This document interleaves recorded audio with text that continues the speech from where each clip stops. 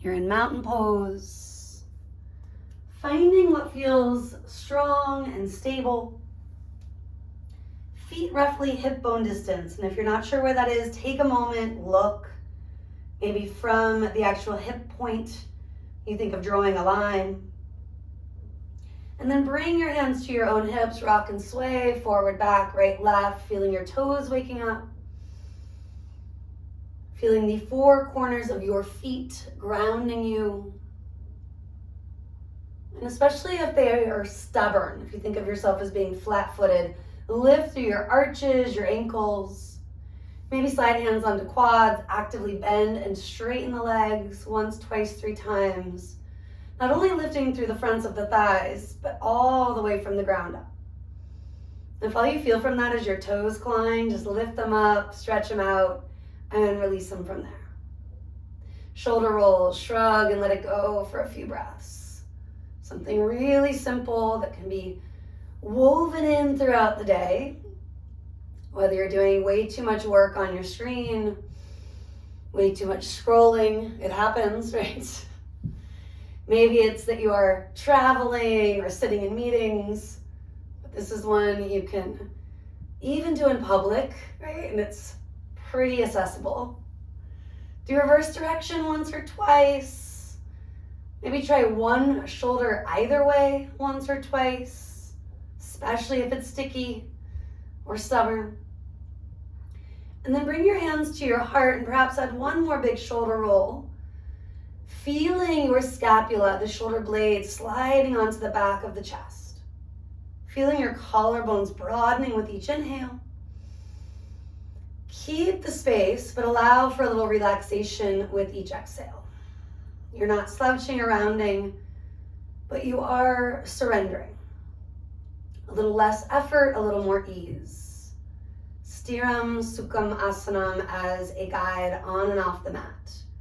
A balance of strength and flexibility, and a balance of putting in the effort and then allowing for the very needed and wanted feeling of ease. Take your arms up, keeping that space across the chest, the collarbones, open out for a cactus shape. Maintain it on the inhale, probably harder, maybe hands stay wide to help. Leading with the heart, dive forward and exhale from there. Again, building that sense of space across the chest, the upper back, inhale. And exhale. Rooting and rebounding, take it up. Exhaling, hands do come down. Deep breath in, sweep your arms up. Cactus is your exhale, open it all out. Inhale, reaching it up. Keep that stability in the feet, the legs, dive it down. And find that stability in order to open up more. Really starts there. Exhaling, same idea. Feel the release, dropping the head, lifting the hips. Inhaling, root down, reach up. Exhale, hands to prayer. Take yourself through that one more time. Breathing in. Breathing out.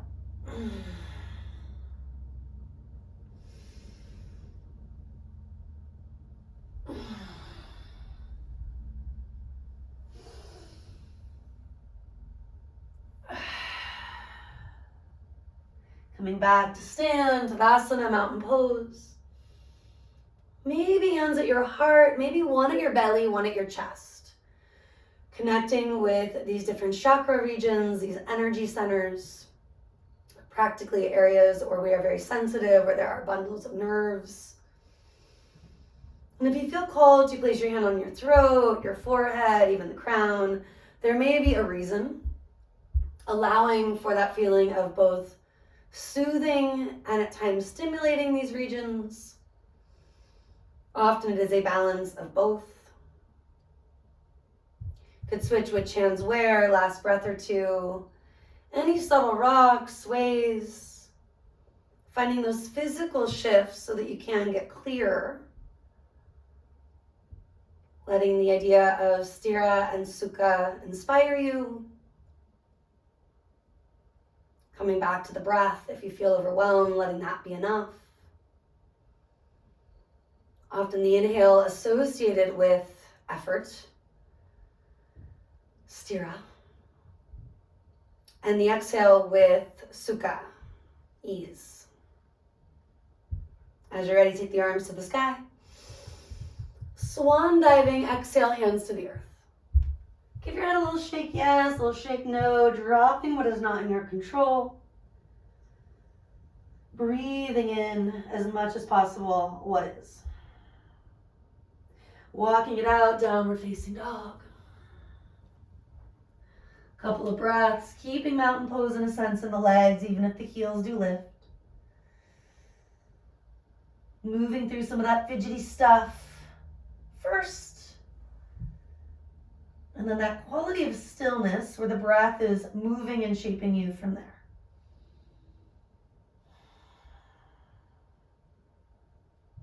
Re-extend not only the toes, but the fingers. Float it forward, find plank. Take at least one extra inhale, maybe knees come down for Chaturanga. Elbows graze the ribs, slowly passing through it. Hovering if you can, shoulder heads lift, traps melt back, chest forward. And then do float all the way down. Reach your legs back, reach your arms back. And you could hook thumbs or interlace fingers, maybe get your yoga strap. Knuckles back, chest forward, and do hold for a moment here. So we're opening the chest, the heart center. Try to roll the shoulder heads back, inner tips of the shoulder blades, and move forward.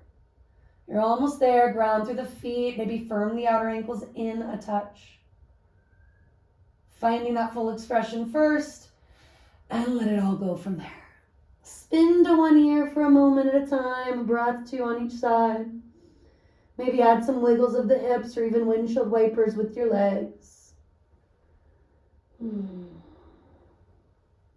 After hanging on both sides, on both ears, bring it back to neutral. Other thumb on top if you can figure it out.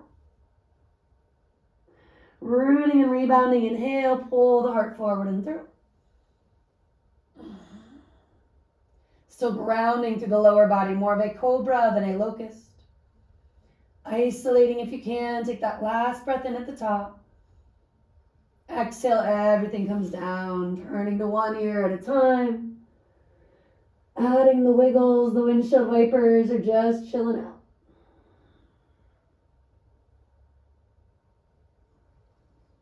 Bring it back to neutral. Curl the toes under. Maybe lift the thighs. Maybe let the knees help you. Hands are near the outer or floating ribs, the lower or floating ribs. And then from there we start to push it up. And exhale, pull it all back. So yogi's choice to add what needs to be added, to subtract what is not serving you. Down dog really exemplifies that balance of effort and ease in one pose. Many asanas do veer a little more one way and a little more the other. Doing what you can to find that balance through your flow. Take it forward, plank pose, definitely a strength builder. Exhale, halfway or all the way, Chaturanga. Inhale, cobra or up dog. Always feel free to linger where needed. Exhale, push back, down dog. Couple of breaths. And then a couple more vinyasas. Inhaling, flowing it forward. Exhaling, use the core, take it down. Big breath or two, stretching it out. Again, a balance of strength, flexibility. And exhale, take it over the toes from there. Now continuing to build a little heat or resting if you want to rest, if you need to rest. Taking Chaturanga once, twice, or of course meeting me here on the Hatha or all the way back, Balasana. 30 more seconds or so, coming together in a kneeling shape. If you're already there, you can start some wrist rotations, just circling them out. 2 or 3 one way, the other. You can always assist each hand, each wrist, instead of doing them simultaneously. Same idea if you want to keep massaging, assisting, do, or weave the fingers. Make your meatballs, your plant meatballs,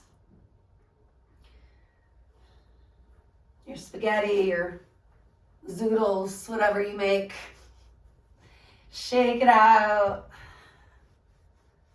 Shoulder roll it out. And then we're just going to walk the right hand back, that easy kneeling flow, reaching and opening the heart, the hips, the belly. Exhale, lower down. Left hand walks back. Inhale, root to rise. And exhale. Take both arms forward and up. Exhale, both hands back and down. Inhale, lift the hips, stretch the belly, open the heart. Exhale, do release. Left hand walks back. Inhale. Exhale. Right hand walks back. Inhale. Exhale. Both arms reaching.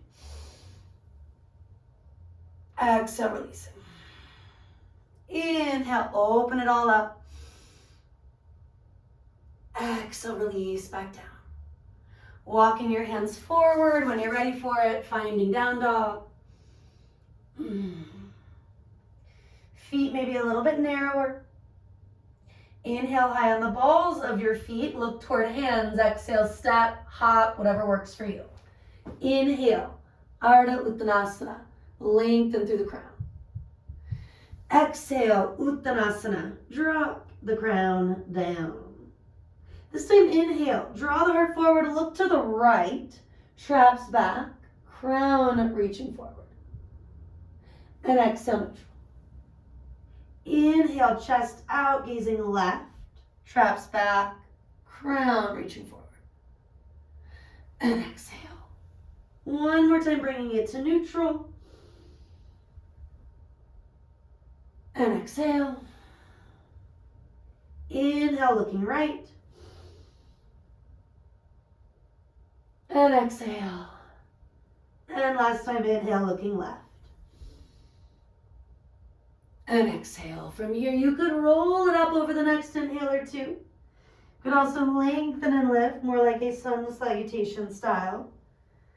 Feeling what's better for your low back. You can always choose more wisely next time. Standing tall, mountain pose. A little fidget, sway, shimmy to get there. Consider licking your lips, swallowing. Joining me for a horse breath or two, or any animal-inspired kind of primal sound that needs to get up and out. Cultivating that feeling of ease where you need it.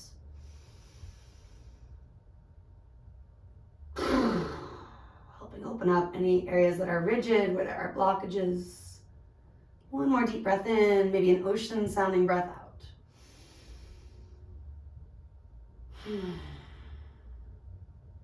Bend your knees, sit low, reach high, chair pose.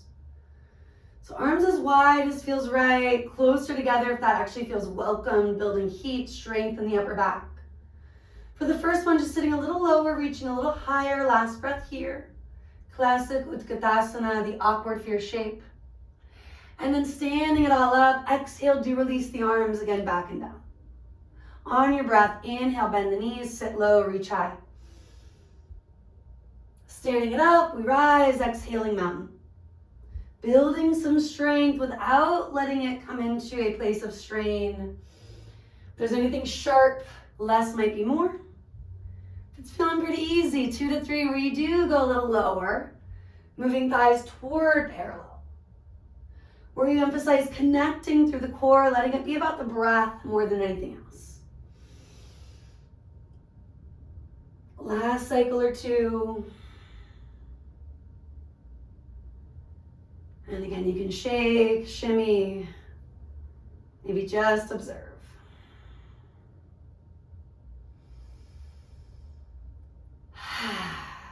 One more animal-inspired sound.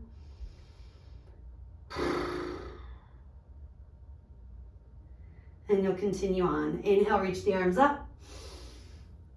Swan diving, basic sun salutation. Inhale, chest out. Stepping or maybe jumping, you choose chaturanga. Inhale, cobra or up dog. Push back, feeling that sense of space you've been creating, especially in the chest, the upper back.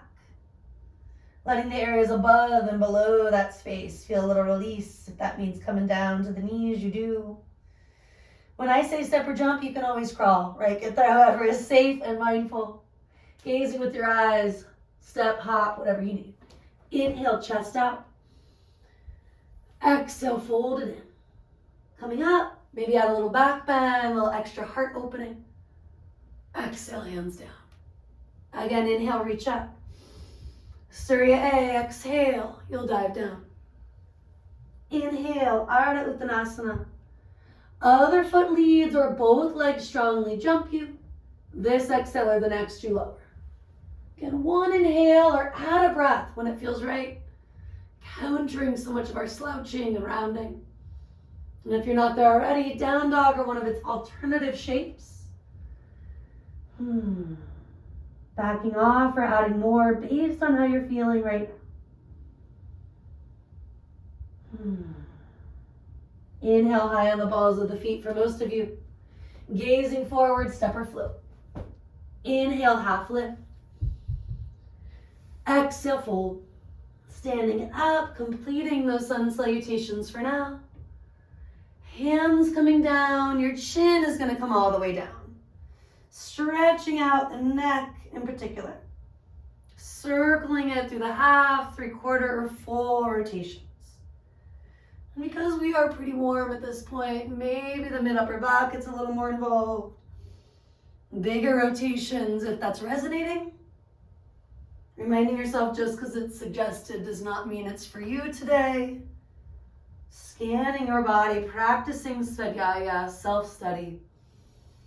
Coming back to this idea of balancing effort with ease.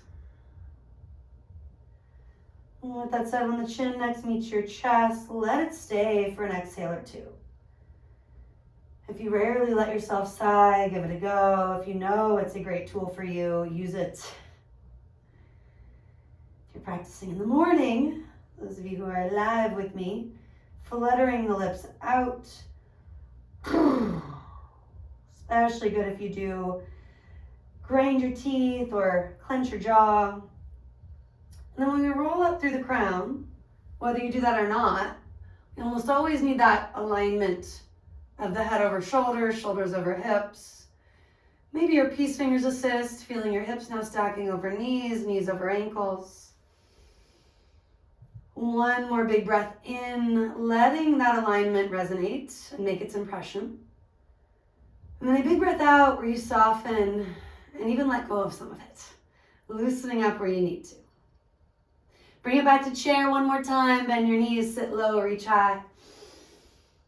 This time exhale, fold from there. Inhale, chest forward, shoulders back. Option to take the vinyasa, option just to cruise to a down dog. Stretch, yawn, make it your own.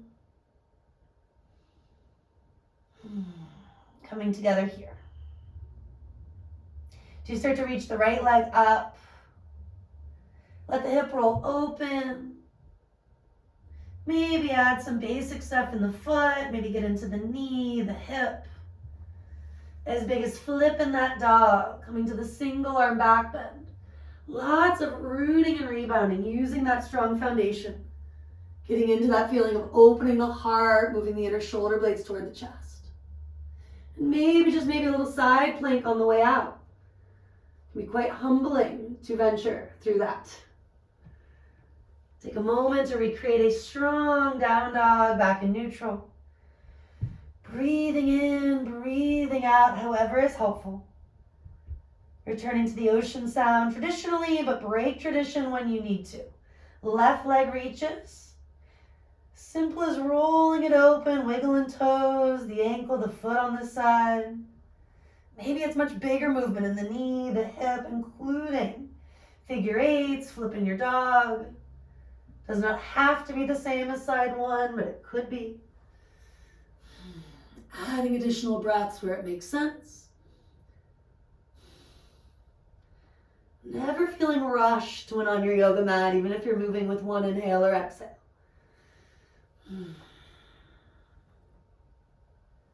Pulling it back to a basic downward facing.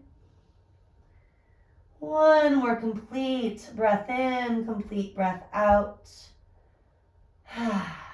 Now reach into the hips. Gaze with the eyes more than the head and neck. Look to hands, step or float. Inhale, chest out. Exhale, melt in. Bring it up to stand, maybe look up. Hands to prayer at the heart, just observing. Take a few breaths, feeling the shifts you've made from your practice so far.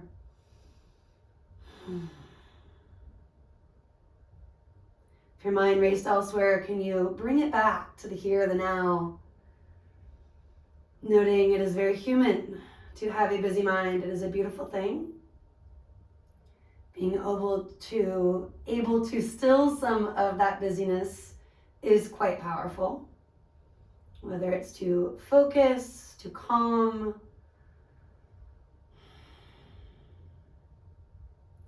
to respond instead of react.